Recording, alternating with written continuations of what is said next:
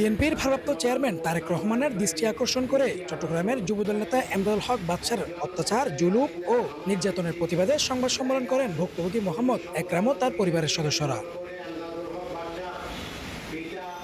আজ 16 মার্চ সকালে চট্টগ্রাম মেট্রোপলিটন সাংবাদিক ইউনিয়ন হলে সংবাদ সম্মেলনে লিখিত বক্তব্য পাঠ করেন ভুক্তভোগী মোহাম্মদ একরাম। এ সময় তিনি জানান, জমি সংক্রান্ত বিরোধের জেরে চট্টগ্রামের যুবদল নেতা এমদাদুল হক বাদশার প্রতিনিয়ত অত্যাচার, জুলুম ও নির্যাতন করছে আমাদের উপর।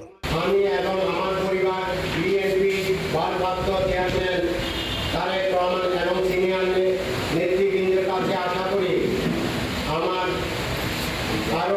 আমরা আরো আশা করি এমদাদুল হক বাদশা কোনোভাবে যাতে দলের নাম দিয়ে সাধারণ মানুষের সাথে অন্যায় করতে না পারে।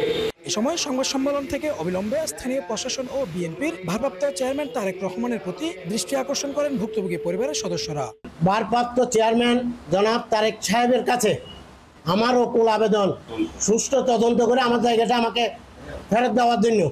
সংগঠনের নাম বিক্রি করে উনি এখন কোটি কোটি টাকা কামাই করতেছে আর আমাদেরকে মেরে ফেলবে এটাই বলতেছে। উনি বলছে যে আমি যদি চট্টগ্রাম মহানগরের সেক্রেটারি, যুবদলের সেক্রেটারি হয়ে আছি তাহলে বুঝবি তুই।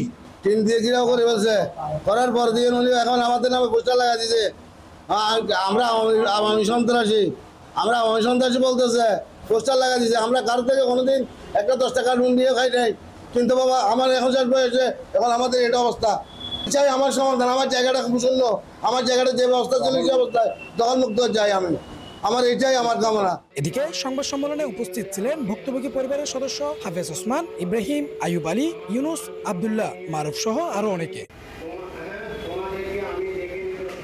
এমাদুল হক, সিটিজি নিউজ, চট্টগ্রাম।